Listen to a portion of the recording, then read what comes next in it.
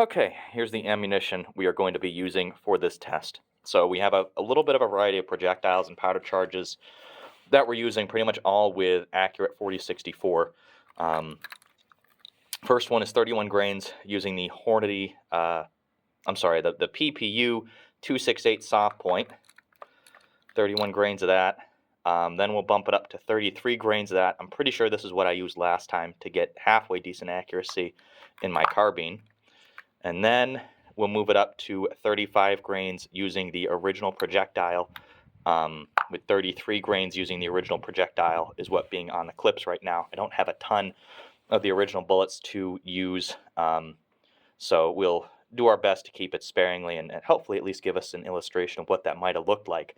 I will give you a warning that the 35 grain is above what the books say is the max load for this. We're going to be very careful with that. I do believe that the books do underload this cartridge, with a lot of what they say for the low and medium loads actually underloading it, and just not giving it enough speed to really engage with that progressive twist rifling, which you really need to, especially with the carbine. So like I said, do be careful trying that. Don't replicate it at home.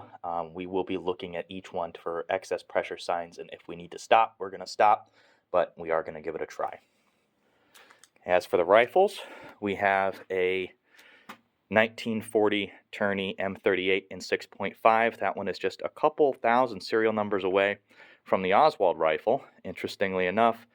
Made it tourney. And then we're going to have the 1918 Moschetto. This is the third one of these that I've owned and the only one to give any kind of halfway decent accuracy and consistency that I was able to find. And as far as the sight testing the carbine first, I'm using the 3D printed clip for this one because I know it works relatively well. 3 shots each, and we'll see how they do.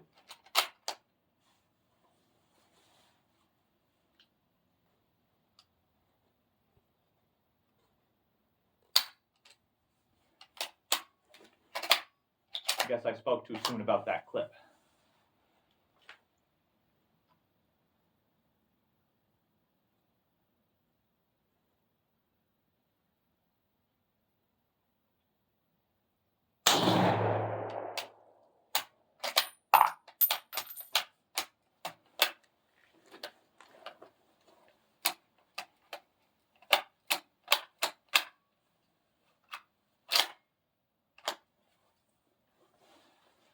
Sometimes with the 3D printed clips, you do have to break them in a little bit.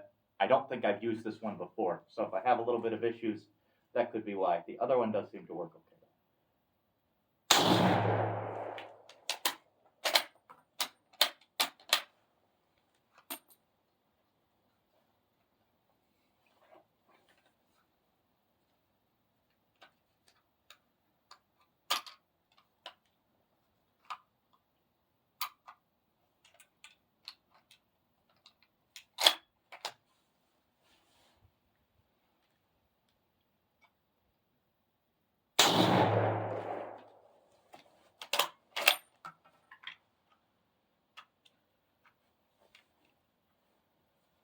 When they work, they work. When they don't, well, I guess they don't.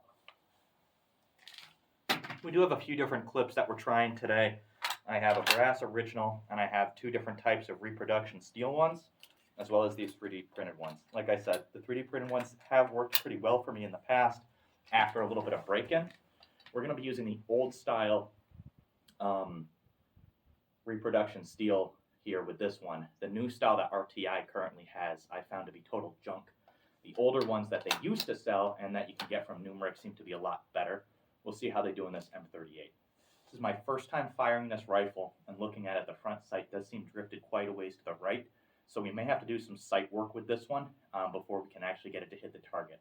So we'll see exactly how this goes.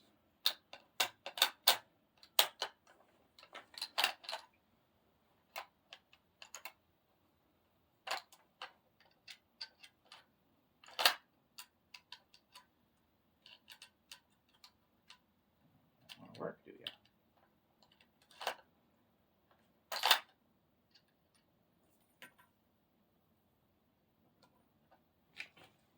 All right, we do have a little bit of an issue with this one. Seems to have pulled the bullet out in the barrel. I don't know if I have a way to clear it today.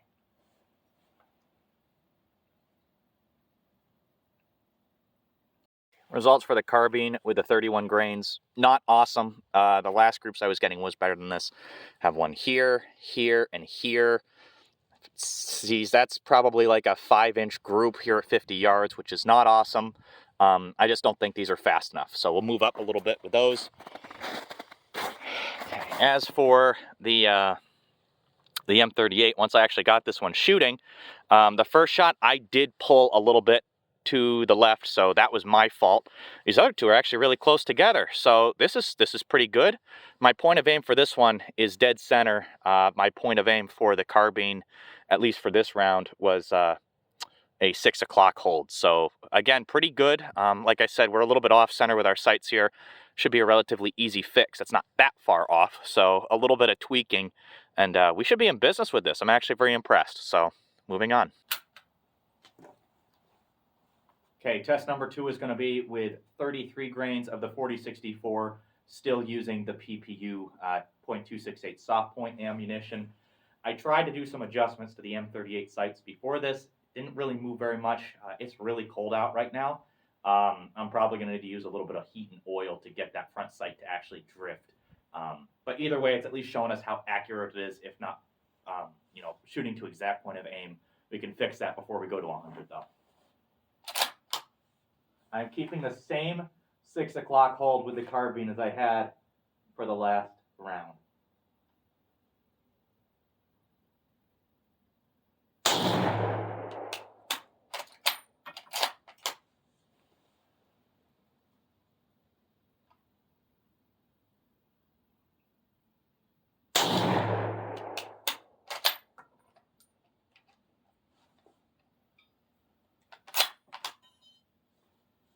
Again, the problem with those reproduction clips, you almost always have to thumb that last round in there, and that just doesn't work for me.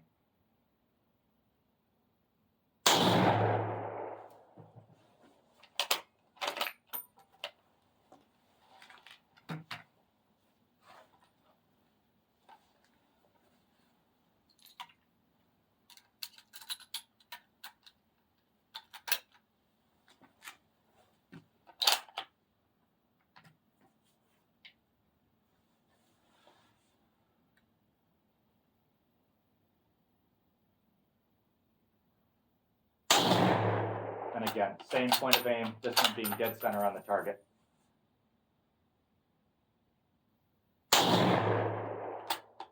Trigger on this one is really, really light.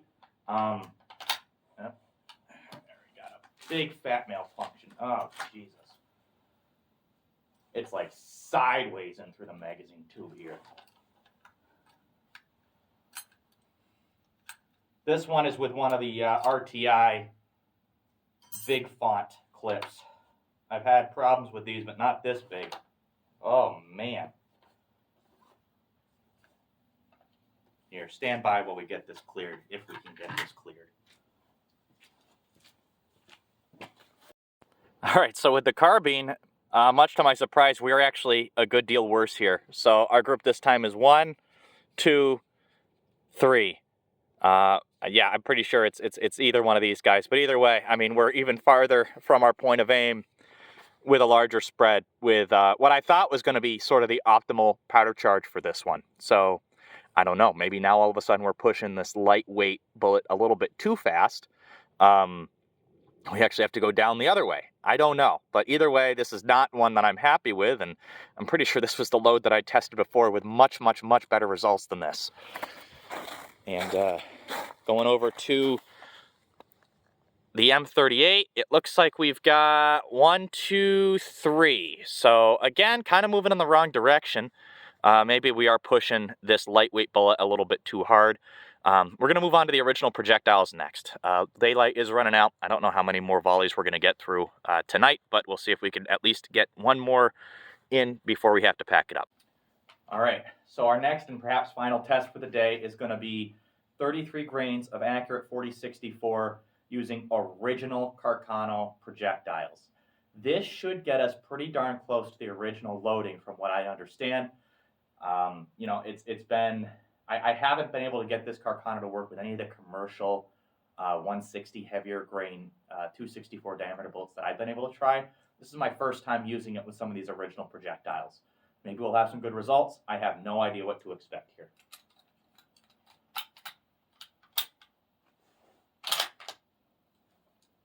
Nice and smooth loading from that original clip, but of course, because I just said something, I'm going to totally jinx myself over it.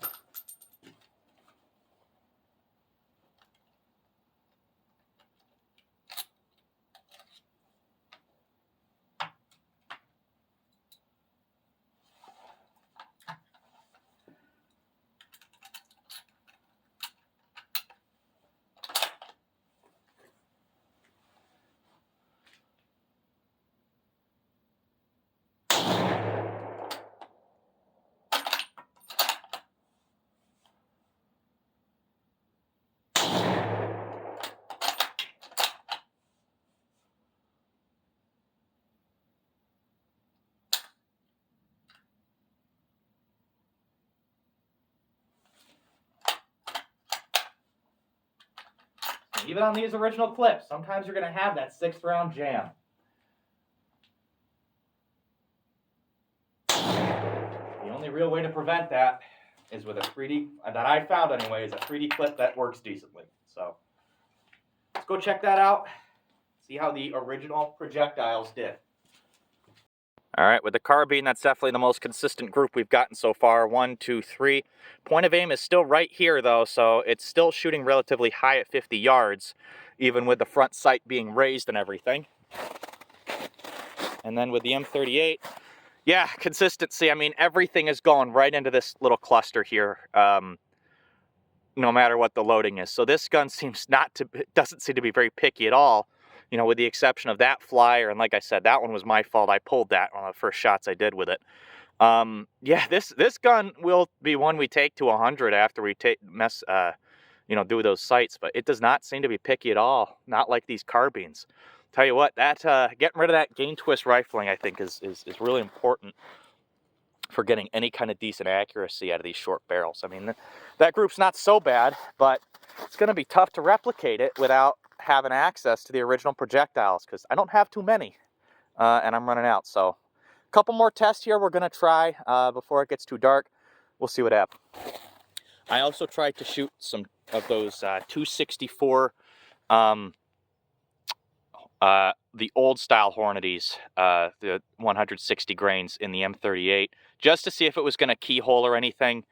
And sure enough, we got some keyholing. So this gun is not going to shoot those, at least at the velocities that I'm shooting it here. And I believe that was over 31 grains of 4064.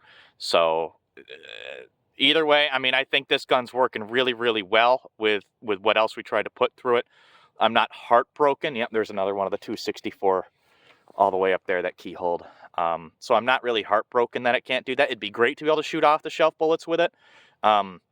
You know, we'll play around. Maybe it'll like lighter ones. I have some of those at home to try too, if we come and do a part 2 test. So either way, I think we did a pretty good job tonight of just going through a couple different loads and you know, seeing just how picky in one case a rifle can be, or forgiving. And you know, these rifles are so close together, but just some of the subtle differences in design between the M38 and the old M91 carbine. It's amazing how much things can change here. So I think we got a great shooter on our hands here with the M38. You know, we'll get the sights adjusted a little bit, but I think we take this to 100 and boy, it's going to be a great shooter. This one, I think, you know, it looks like it'll be okay as long as we can figure out exactly what it likes. It likes something. You know, maybe if I break that down, figure out exactly what that is. But either way, the range is closing here in 10 minutes. I still got to clean up. So that's it for part 1 here. If we do another test, we'll probably make a second video of it. I'm going to have to remake a lot of the ammo. We did not shoot the really heavy stuff, the 35 grains. with using the original projectile. We'll see if we can do that at the 100 yards if we end up doing that at all. I might break those down and lower it down to 33 because both rifles seem to really like that. So, but we'll see. That's enough for tonight. Thanks for joining us. Able to shoot one more round with the carbine, and wouldn't you know it, look how good we did, guys.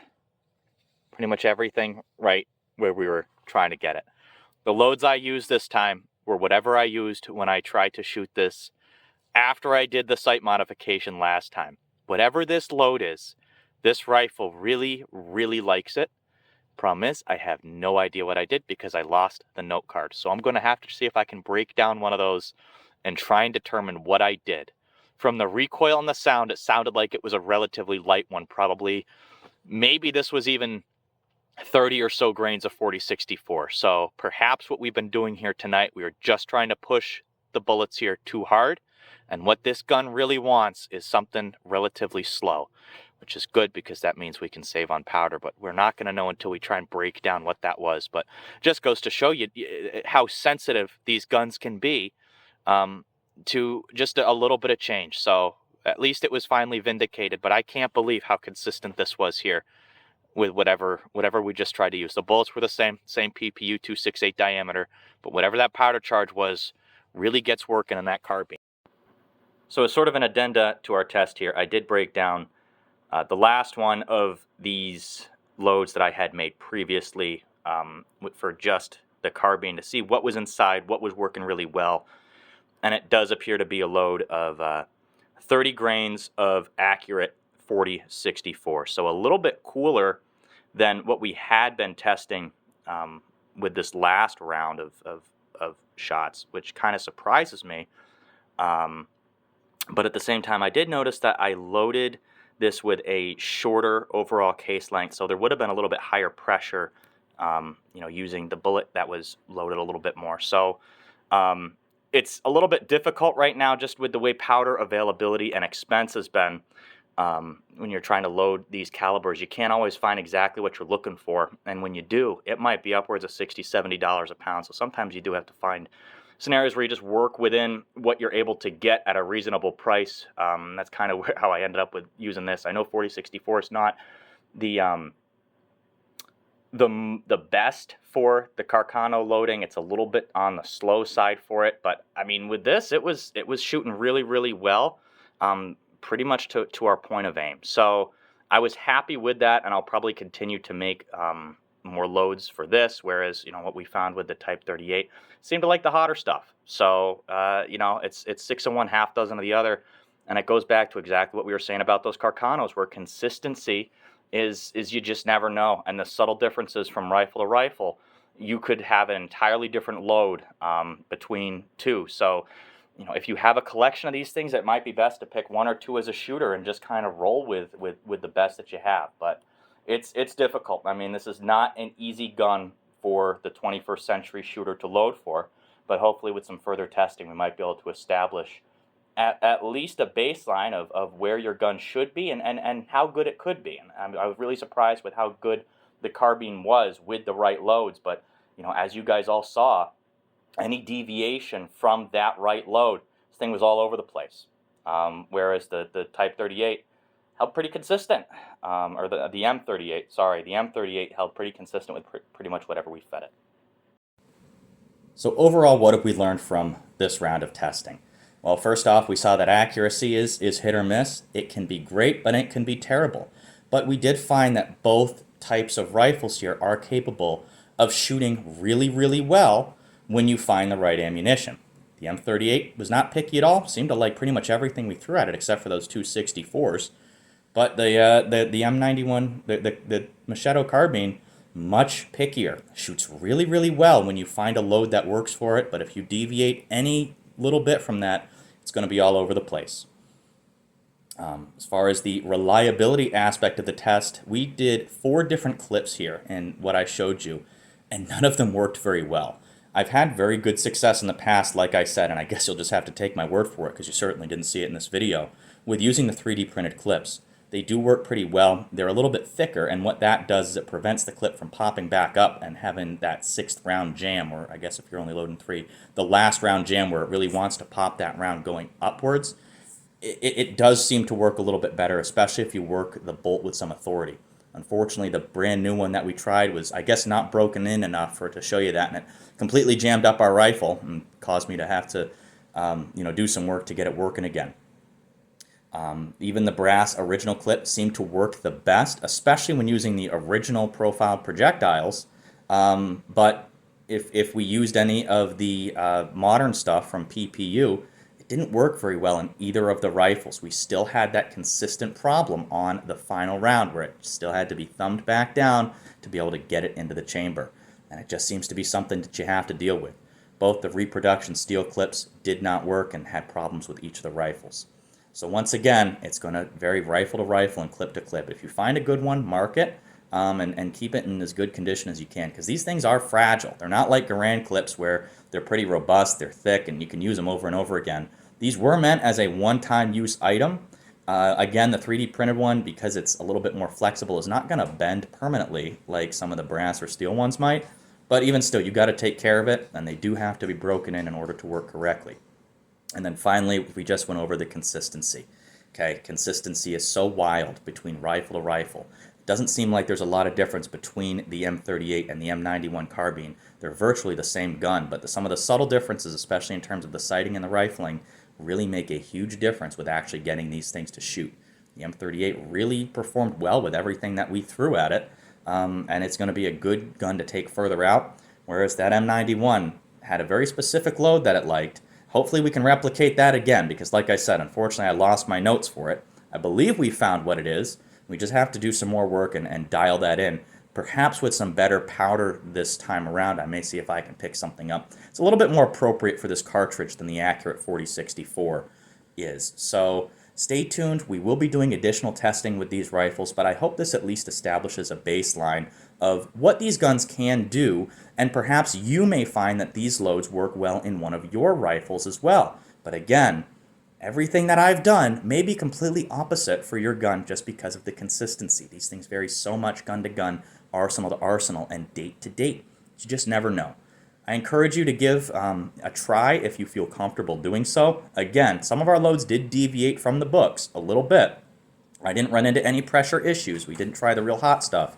And some of the hotter loaded, especially with the original projectiles, did seem to work very well. In inspecting my brass, I didn't notice any high pressure signs, and the guns themselves seemed to perform very well doing so. Again, this is all testing, and any deviation from published load data is done at your own risk. I don't encourage you to do so if you don't feel comfortable and if you're not an experienced reloader. So stay tuned. We will be doing additional testing with these Carcanos, perhaps with some cast bullets here for the next round if I can get a hold of some, or perhaps a mold. We'll see where we go from here. Thanks for watching.